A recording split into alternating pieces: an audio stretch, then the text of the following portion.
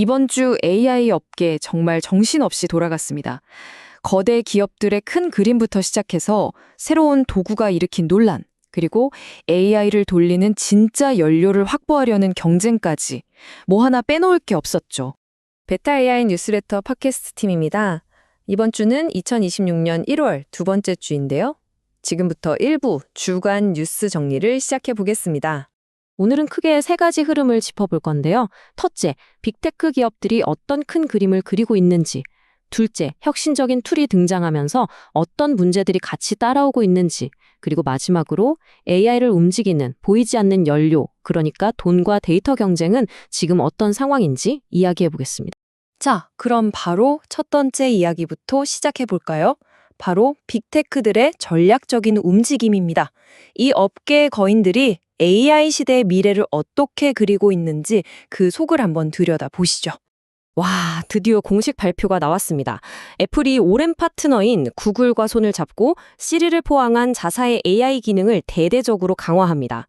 구글의 강력한 제미니 모델과 클라우드 기술을 도입하는 다년간의 파트너십을 맺은 건데요. 이게 바로 서로 치열하게 경쟁하면서도 필요할 땐 손을 잡는 코어피티션의 교과서 같은 사례죠. 그리고 이건 정말 많은 분들이 기다려온 시리의 혁신적인 업그레이드를 예고하는 아주 중요한 소식입니다. 그런데 여기서 정말 흥미로운 지점이 하나 있어요. 이 파트너십이 나오게 된 배경을 보면요. 바로 2024년에 있었던 반독점 판결이 있습니다. 예전에 구글이 애플 기기의 자사 검색 엔진을 기본으로 넣으려고 어마어마한 돈을 썼잖아요. 그게 불법적인 독점 행위라는 판결이 나왔었거든요.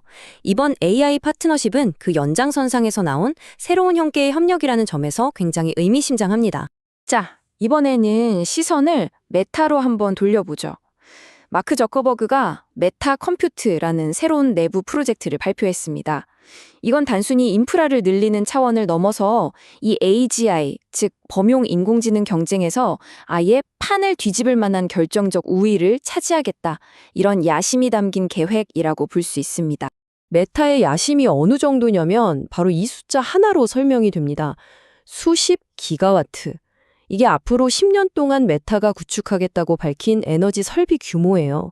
AI 모델을 돌리는데 얼마나 막대한 에너지가 들어가는지, 그리고 메타가 얼마나 공격적으로 미래에 올인하고 있는지를 아주 명확하게 보여주는 대목이죠. 이 어마어마한 프로젝트를 이끌 사람들도 정해졌습니다. 마크 저커버그가 직접 콕 집은 3명의 핵심 임원인데요. 기술 아키텍처는 산토시 자나르단, 그리고 인프라 관련해서 정부와의 관계는 디나 파월 매코미기, 마지막으로 장기적인 전략과 파트너십은 다니엘 그로스가 맡게 됐습니다. 각 분야 최고 전문가들을 전면에 내세워서 아주 강력하게 밀어붙이겠다는 의지가 보이죠. 자, 이제 두 번째 주제로 넘어가 볼까요? AI 혁신이라는 게 언제나 그렇듯 양날의 검과 같습니다. 강력한 새 도구들이 대중에게 공개되면서 동시에 어떤 즉각적이고 또 중대한 문제들이 생겨나고 있는지 한번 살펴보겠습니다. 먼저 엔스로픽이 내놓은 카오월크라는 툴을 한번 볼게요. 이게 뭐냐면 코딩을 전혀 모르는 사람도 아주 쉽게 에이전트 AI를 쓸 수 있게 해주는 도구예요. 사용법은 간단합니다. 특정 폴더를 딱 지정하고 채팅으로 이거 해줘! 하고 지시만 내리면 클로드가 알아서 폴더 안에 있는 파일을 읽고 수정하고 다 해주는 거죠. 예를 들어 영수증 사진이 잔뜩 있는 폴더를 보여주면서 이걸로 지출 보고서 만들어줘! 하면 진짜 뚝딱 만들어주는 식입니다. 근데 이렇게 강력한 기능에는 당연히 위험도 따르겠죠? 엔스로픽 스스로도 경고하고 있어요. 예를 들어 악의적인 명령을 몰래 심어서 AI를 조종하는 프롬프트 인젝션 공격이라든지 아니면 사용자가 실수로 중요한 파일을 날려버릴 수도 있고요. 여기 인용문에도 나와 있지만 코워크는 단순한 대화를 넘어서는 정말 고급 도구를 처음 써보는 경험일 수 있기 때문에 그만큼 조심해서 써야 한다는 겁니다. 그리고 이번 주에 가장 큰 논란의 중심에 섰던 건 바로 X의 그로크 이미지 생성 기능이었습니다. 이 타임라인을 보시면 사건이 얼마나 빠르게 진행됐는지 한눈에 보이실 텐데요. 기능이 딱 출시되자마자 동의 없이 특정 인물의 성적인 이미지를 만드는데 악용되는 사례가 폭주했고요. 곧바로 영국, EU, 인도 같은 여러 나라에서 엄청난 비난이 쏟아졌습니다. 결국 X는 이 기능을 플랫폼 내 유료 구독자만 쓸 수 있도록 제한하는 조치를 취할 수밖에 없었죠. 그런데 여기서 중요한 포인트가 있습니다. 이 제한 조치가 사실상 반쪽짜리라는 거예요. 독립적으로 나온 그록 앱에서는 여전히 누구나 무료로 이미지를 만들 수 있거든요. 그러니까 악용될 수 있는 구멍이 아직 그대로 남아있는 셈이죠. 자, 어느덧 마지막 주제네요. AI 산업을 움직이는 두 개의 핵심 연료, 바로 막대한 자본과 고품질 데이터입니다. 이 필수 자원들을 확보하기 위한 레이스가 지금 얼마나 치열하게 벌어지고 있는지 살펴보겠습니다. 이 차트를 보시면 AI 스타트업 딥식의 자금이 어디서 오는지 알 수 있는데요. 정말 흥미롭습니다. 설립자인 량원펑이 직접 운영하는 퀀트 펀드를 통해서 자금을 조달하고 있거든요. 가장 최근인 2025년 자료를 보면 이 펀드가 중국 퀀트 펀드 평균 수익률이 30.5%인데 이걸 훌쩍 뛰어넘어서 무려 56.6%라는 말 그대로 경이적인 수익률을 기록했습니다. 바로 이 돈이 딥식의 연구 개발을 뒷받침하는 강력한 엔진이 되고 있는 거죠. 자, 이렇게 돈 문제는 해결했다고 쳐도 또 다른 핵심 연료가 남아있죠. 바로 고품질 학습 데이터입니다. 이건 대체 어디서 오는 걸까요? 자본만큼이나 중요하지만 사실 들여다보면 훨씬 더 많은 논란을 낳는 이 데이터 확보의 세계로 들어가 보겠습니다. 최근에 나온 보도를 보면 오픈 AI가 아주 흥미로운, 어쩌면 좀 논란이 될 만한 방식으로 데이터를 모으고 있습니다. 바로 계약직 직원들한테 예전에 다른 직장에서 실제로 했던 업무 파일들을 업로드해달라고 요청하고 있다는 건데요. 워드 문서나 PDF, 파워포인트, 엑셀 파일 같은 것들 말이죠. 물론 회사 기밀 정보 같은 건 슈퍼스크러빙이라는 툴을 써서 지우라고 안내는 한다지만 실제 업무 결과물을 통째로 수집한다는 발상 자체가 굉장히 파격적입니다. 당연히 이런 데이터 수집 방식에는 법적인 리스크가 따를 수밖에 없겠죠. 한 지적재산권 전문 변호사는 이 인용문에서처럼 이런 접근 방식을 쓰는 AI 연구소는 스스로를 아주 큰 위험에 빠뜨리는 짓이라고 강하게 경고했습니다. 계약직 직원들이 과연 기밀 정보를 알아서 잘 걸러낼 거라고 믿는 것 자체가 너무 위험하다는 거죠. 네, 이렇게 빅테크들의 전략적인 제휴부터 새로운 도구가 가져온 빛과 그림자, 그리고 보이지 않는 자원 전쟁까지 이번 주 AI 업계는 정말 모든 전선에서 빠르게 변하고 있습니다. 이 숨가쁜 변화의 끝에서 과연 우리는 무엇을 마주하게 될까요? 1부 주간 뉴스는 여기까지입니다. 잠시 후 2부에서는 주간 AI 오픈소스 코드와 논문 소개로 이어집니다. 그럼 2부로 돌아오겠습니다.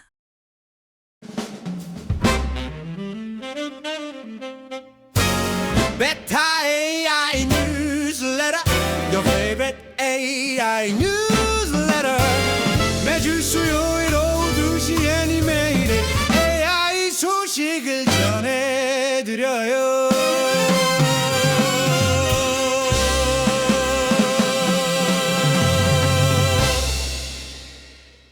베타 AI 팟캐스트 2부로 돌아왔습니다. 이번 주 AI 분야에서는 이런 질문을 던져보고 싶어요. 인공지능이 과연 우리처럼 세상을 보고, 듣고, 또 길을 찾으면서 어떻게 배우고 있는 걸까요? 이 질문에 대한 답 오늘 저랑 같이 한번 찾아보시죠. 오늘은요, 기초연구의 최전선부터 우리가 직접 써볼 수 있는 그런 실용적인 도구까지 크게 두 가지 주제를 다뤄볼 거예요. 먼저 따끈따끈한 최신 AI 논문들을 통해서 새로운 아이디어들을 만나보고요. 그 다음에는 주목할 만한 오픈소스 공개 소식도 알아볼 겁니다. 자, 그럼 첫 번째 섹션부터 한번 들어가 볼까요? 이번엔 정말 재밌는 논문 3편을 준비했는데요. 첫째, 마치 무송영화 같던 AI 비디오에 생생한 소리를 입히는 기술. 둘째, 영상 속 정보가 진짜인지 가짜인지 가려내는 AI 탐정 이야기. 그리고 마지막 셋째, 우리처럼 지도를 보면서 길을 찾는 AI까지. 인공지능이 얼마나 진화했는지 한번 따라가 보시죠. 첫 번째 논문이 던지는 핵심 질문은 바로 이거예요. 아무리 영상이 화려해도 소리가 없다면 뭔가 반쪽짜리 경험 아닐까요? 이 논문에서는 바로 이 점을 지적합니다. 소리가 없으면 영상이 담고 있는 중요한 의미나 감정, 분위기 같은 걸 다 놓치게 된다는 거죠. 그리고 바로 이 문제를 해결하려고 합니다. 그 해결책으로 등장한 게 바로 LTX2입니다. 이건 오픈소스 모델인데요. 비디오랑 오디오를 완벽하게 딱 맞춰서 함께 만들어내요. 근데 여기서 진짜 흥미로운 점은 영상이랑 소리에 각각 다른 처리 능력을 주는 좀 비대칭적인 구조를 썼다는 거예요. 덕분에 자원은 덜 쓰면서도 훨씬 더 실감나는 결과물을 만들어낼 수 있게 된 거죠. 이 LTX2가 가져온 변화는 정말 대단합니다. 그냥 뭐 잡음 좀 넣는 수준이 아니고요. 대사나 배경음악, 심지어 발소리 같은 실제 효과음까지 만들어내서 완벽한 시청각 경험을 선사하거든요. 현재 공개된 오픈소스 모델 중에서는 단연 최고 수준이고요. 꽤 비싼 상용 모델과 비교해도 전혀 뒤지지 않아요. 더 자세한 내용은 이번 주 베타 AI 뉴스레터에서 확인하실 수 있습니다. 자, 이제 두 번째 논문으로 넘어가 볼게요. 여기서는 한층 더 어려운 질문을 마주하게 됩니다. 과연 AI가 인터넷에 검색해서 영상이 진짜인지 아닌지 팩트 체크를 할 수 있을까요? 이건 단순히 영상을 본다는 걸 넘어서 아주 복잡한 추론 능력이 필요한 일이거든요.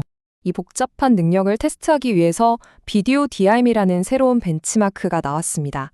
이 벤치마크는요, AI가 영상에서 단서를 뽑아내고 웹을 막 검색해서 관련 정보를 모으고 이걸 다 합쳐서 결론을 내리는 이런 여러 단계의 추론 과정을 평가하도록 설계됐어요. 그런데 여기서 아주 중요한 문제가 발견됐어요. 바로 목표 이탈 현상이라는 건데요. 이게 뭐냐면 현재 제일 똑똑하다는 AI 모델들도 방대한 웹을 검색하다 보면 내가 원래 뭘 찾으려고 했더라? 하면서 처음 영상에서 찾아야 했던 핵심 단서를 그냥 잊어버린다는 거예요. 이게 바로 진짜 영상 팩트체커 AI를 만드는데 가장 큰 장애물인 셈이죠. 이 흥미로운 연구에 대해서도 저희 뉴스레터에 더 자세히 담아뒀습니다. 자, 이제 세 번째 논문입니다. 이번엔 사진 한 장만 딱 보고 거기가 어딘지 맞추는 이른바 디오 로컬라이제이션 문제인데요. 이 논문이 지적하는 게 아주 재밌어요. AI가 그동안 아주 인간적이면서도 되게 간단한 방법을 놓치고 있었다는 거예요. 그게 뭘까요? 바로 지도를 쓰는 거죠. 그 해결책이 바로 Thinking with Map이라는 에이전트입니다.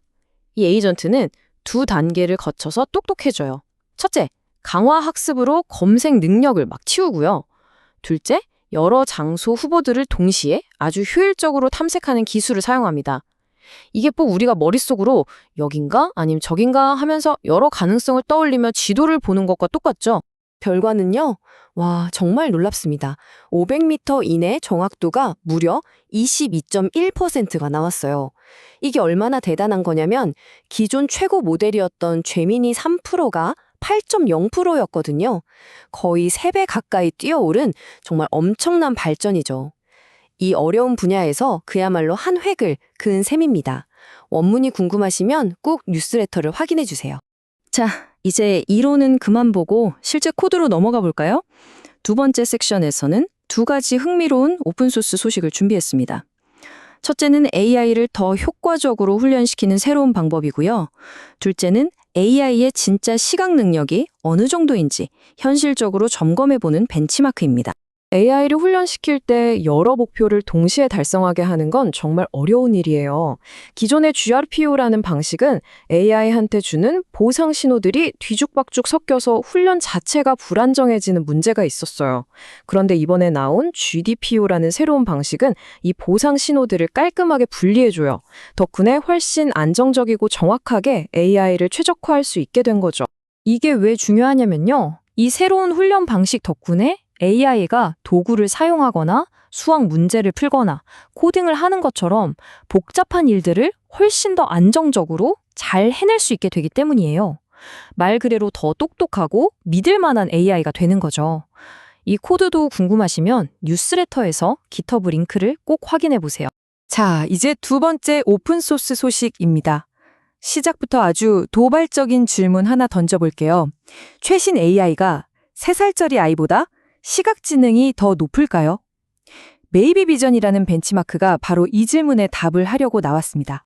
바로 베이비 비전입니다. 이 벤치마크의 목표는 뭐냐면요. AI가 언어적인 지식, 그러니까 단어나 문장 같은 힌트 없이 오로지 순수한 시각 능력만으로 세상을 얼마나 잘 이해하는지 평가하는 거예요. 일종의 목발을 떼고 진짜 시각 능력을 보자는 거죠. 결과는 정말 충격적입니다. 우리가 아는 그 대단한 AI 모델들 있잖아요. 그런데 순수한 시각 능력만 놓고 보면 어린아이들보다도 한참 뒤처지는 걸로 나타났어요.